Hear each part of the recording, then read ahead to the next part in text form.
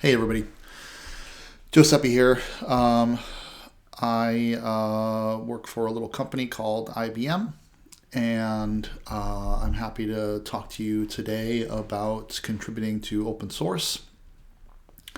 It's kind of core to IBM, and we've been involved in open source for a really long time.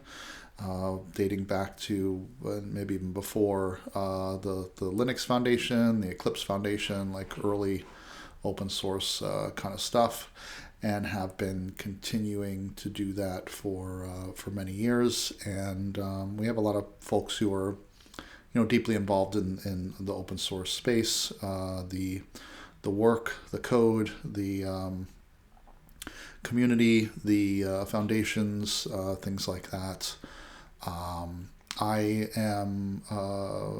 have been a part of the Node.js community for some time and was a part of the Node.js Foundation. I also helped to merge the Node.js Foundation and the JS Foundation into the newly formed OpenJS Foundation, which, newly formed is a little, it's been a couple of years now. But the OpenJS Foundation is where I spend a lot of my time now, in addition to the Node.js space. And I'm the chairperson of the Cross Project Council, which is the kind of advisory committee, the top committee in the foundation that helps get things done on a day-to-day basis. Trying to help projects and provide things of value to projects as well as the community and our member companies, but really focused on what would best serve the projects and their communities. So yeah, that's kind of how I spend my days. But I wanted to talk to you today about contributing to open source. Perhaps some of you are already doing it. Some of you are perhaps new to it. I'll try to touch on a variety of things here to make the talk interesting to a variety of people.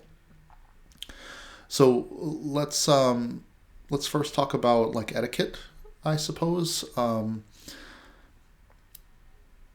It can be daunting to get involved in open source, but I encourage you to do so. I believe if you're watching this talk, then you have an interest there.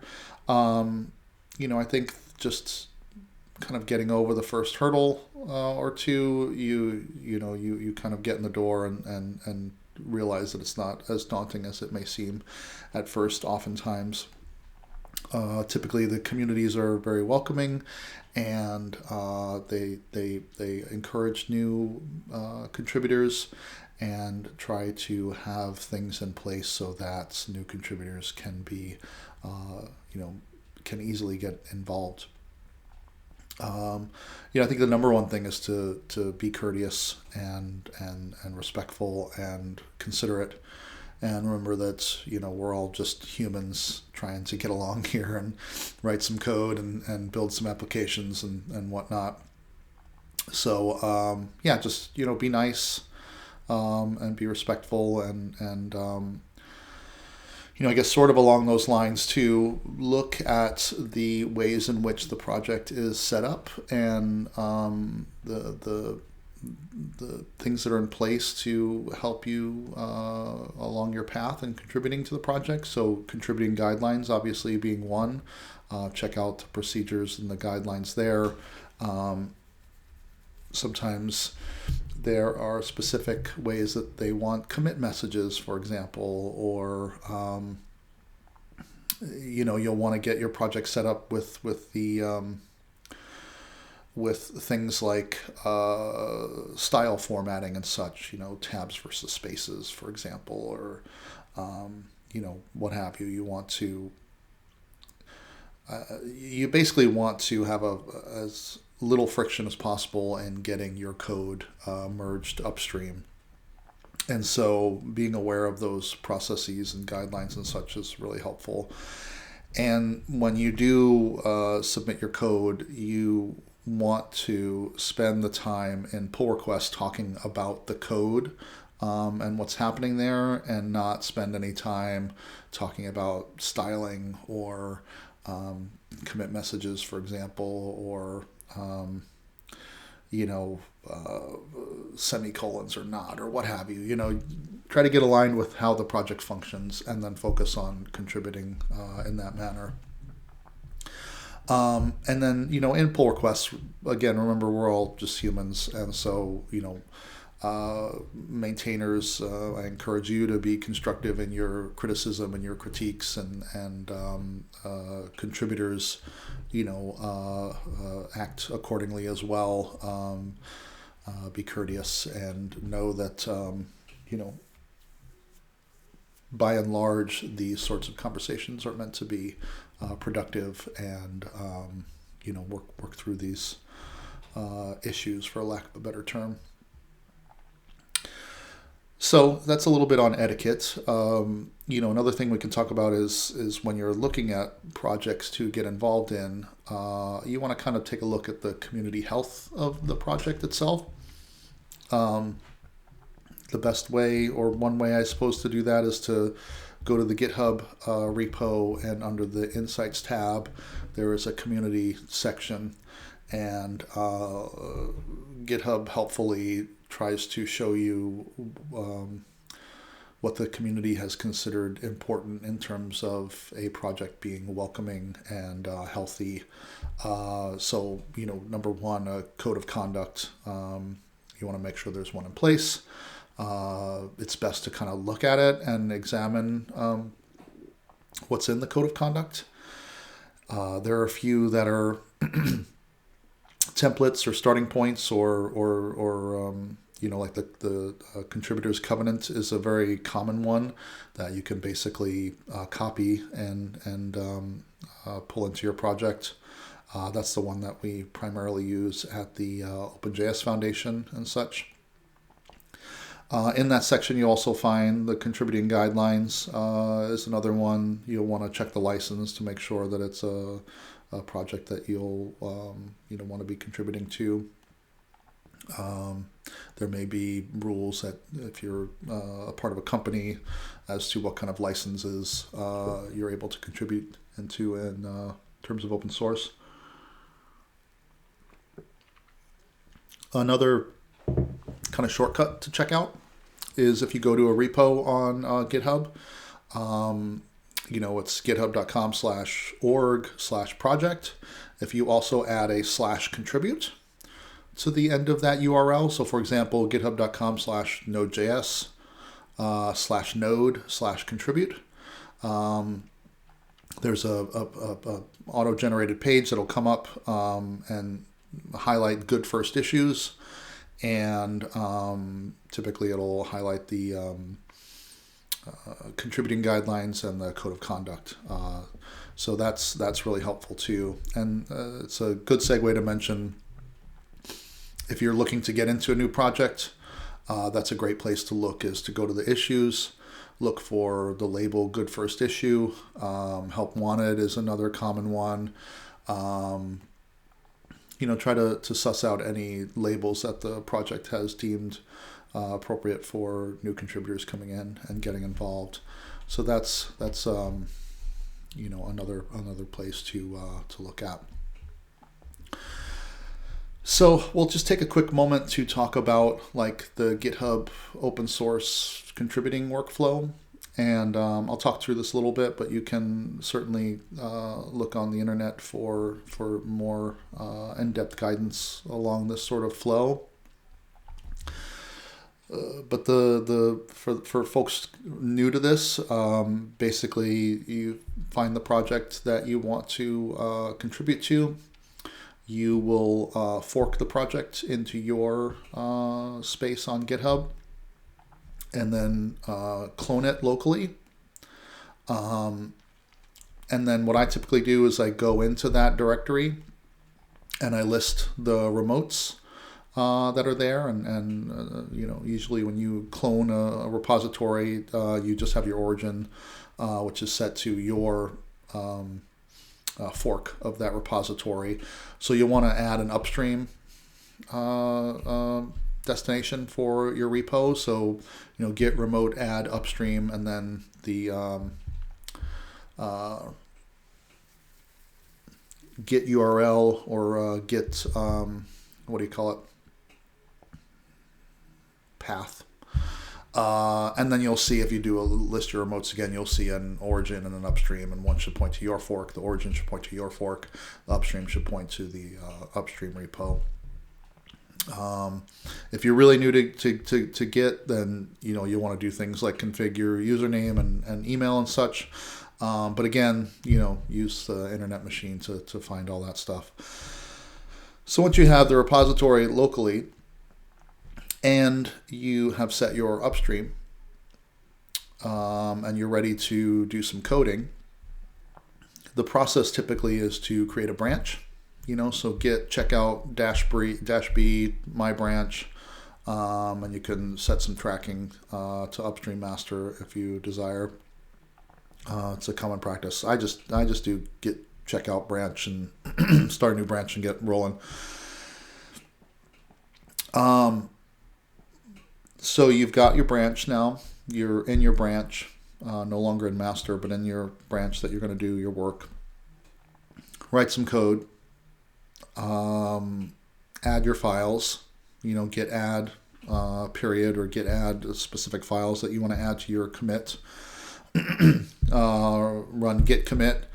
You can do -m and put your message in line, or have your terminal prompt you for a message, and then you'll push your changes to your fork, to your origin, and then from there you can open a pull request that will compare your changes to the upstream.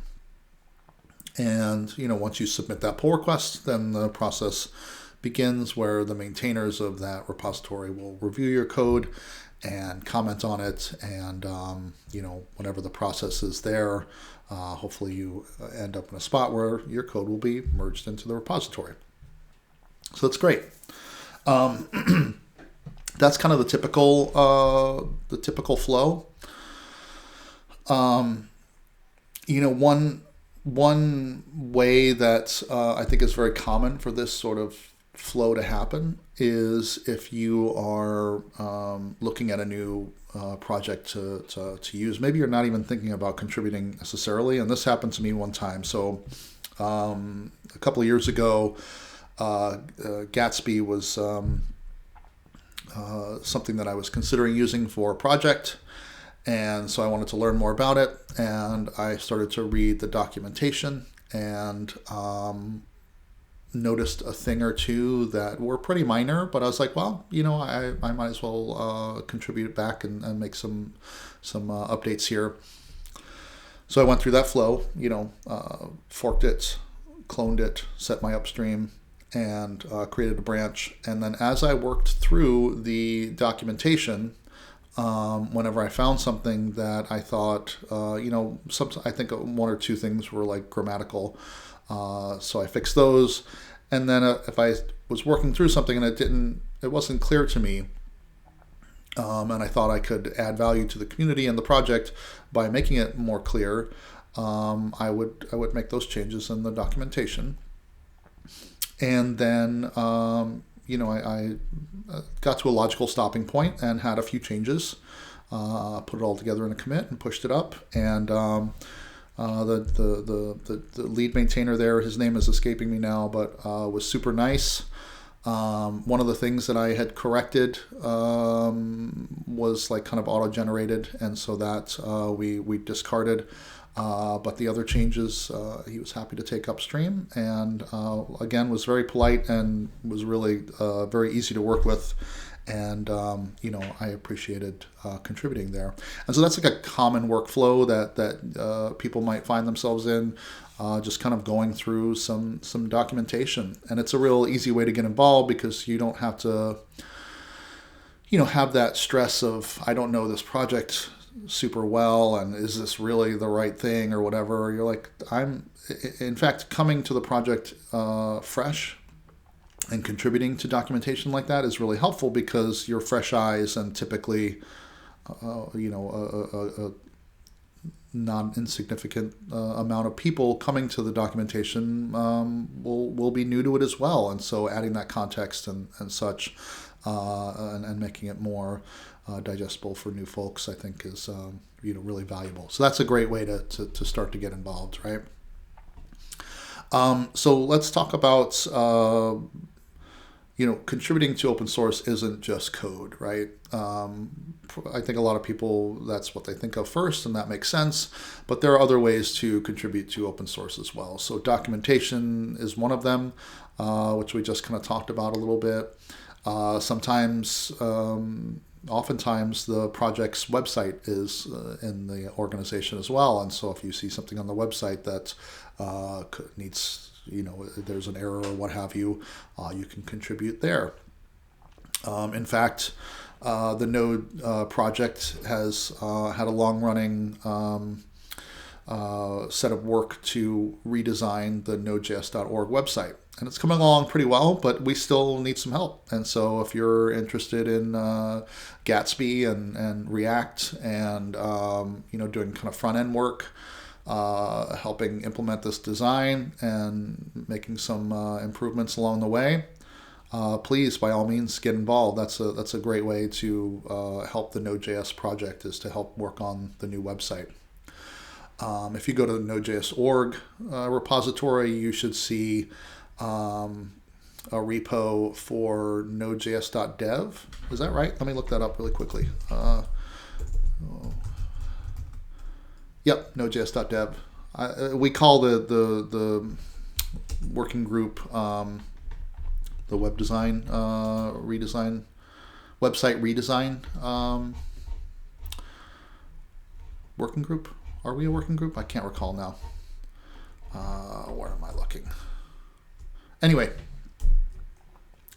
regardless, that's a great place to get involved. So if you have any interest there, please get involved. In terms of other ways to get involved in open source, project management of some sort, is sometimes needed. The website redesign work, having somebody to help kind of manage the work there and to have visibility over the overall effort and keep on track for like MVP work and such. That's a need that we have. I'm sure there are other projects that are similar. And I think even along those lines, helping a project to manage the work that is going on there is helpful. So like in Node, we have a triage role. Express established something as well. And being able to help triage issues and pull requests and things of that nature is valuable, really valuable. So that's something to consider. And then just even, getting involved in social aspects or community or outreach or things like that.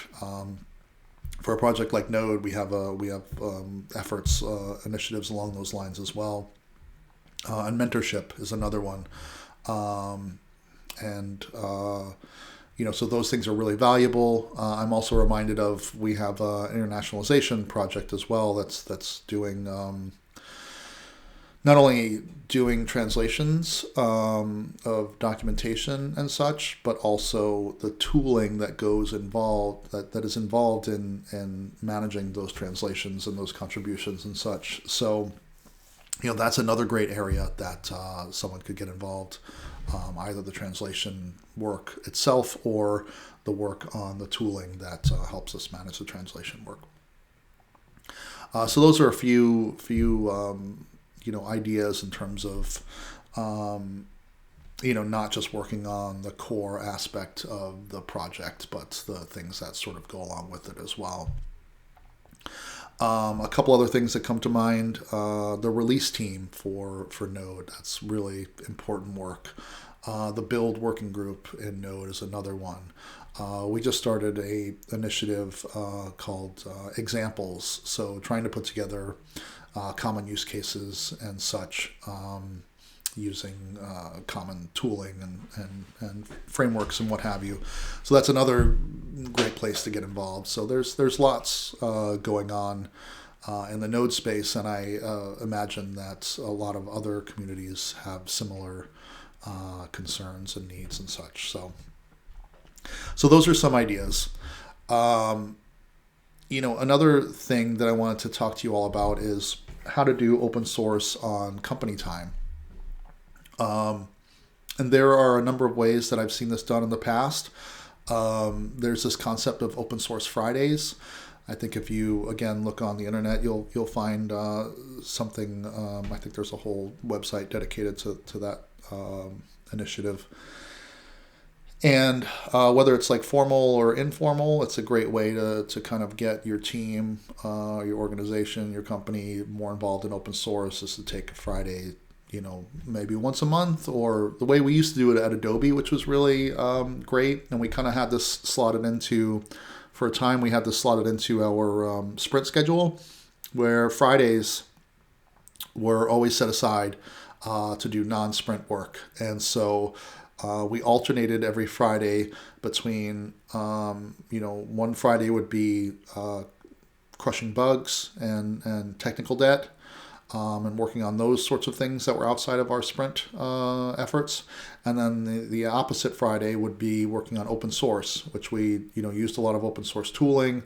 We tried to contribute back. We even had done some hiring through open source, the people that we were working with in the communities. So we really were dedicated to the open source efforts. And so we would just alternate, the first Friday would be bug bash, the second Friday would be open source, and, we just alternated those. And so that's a great way to kind of slot in some company time for open source work. I'm super fortunate that I work at IBM, and we really value doing open source. We value being a part of the community. We value the level playing field that foundations and open source work creates. And we use open source in a lot, the majority of our products and such, our platforms. So open source is super important, and I'm lucky that I work at a place that's, they pay me to focus on that stuff. So if you can, the best way is to get into a company that shares that value as well. The one thing I want to double back on in terms of Node.js is that some projects are easy to get involved in, and the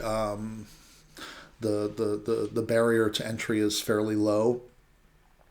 That's maybe not as much the case with Node.js. I mean, I think there are really great things about Node.js in terms of getting involved in open source. I think, the one that comes to mind immediately for me is that it's a really fantastic community of people who are really passionate about the work and the platform, and so that part is really great. But getting Node.js up and running and knowing how to contribute and where to contribute and what to contribute is maybe not as easy as other projects. And that may be similar to other kind of platforms or projects like Node.js. But my point is, the point that I'm trying to get to is the way that I recommend people getting involved into Node.js is to look at the working groups and the teams that, as well as the initiatives that are being worked on, and try to get involved there. And then through that, you can start to contribute. And so an example is, like I had mentioned, the website redesign work. There are they weekly meetings now? Most of our Node.js meetings are bi-weekly, every other week. The website redesign team might have started meeting weekly to try and keep progress really moving forward. But essentially, we've tried to do our work in the Node.js space for many years as publicly and transparently as possible. And so, number one, the calendar is public. It's a Google Calendar that you can subscribe. I have it integrated into my personal calendar. And so I see all the meetings that are happening. The build meeting, the releases meeting, the website redesign meeting, ComCom, TSC. I think TSC is maybe the only one that's not totally public. But all the other meetings are public, and observers are welcome to join and see what's going on. And that's the best way to get involved, because you can lurk, for lack of a better term, observe what's going on, what the focuses are, where the team is trying to go. And when you feel comfortable, you can offer to help. Or you can start to follow some of the issues and the pull requests. Another way that we try to be public and transparent is to do all of our work in GitHub. So documentation, issues, pull requests, all those things are publicly available, easy to contribute to, and also easy to just kind of follow along and see what's going on and get involved. And the good thing about getting involved in one of these teams or working groups is you start to know the people that are there, and again, they're by and large really good people who are happy to have other folks get involved and happy to support them in getting involved. And so you can volunteer to do a bit of work, and then you have the folks on the team who can support you in doing that work. So if you have a question like, my branch is out of sync with master, and these merge conflicts I got to figure out, and can you help me walk through this, or what have you.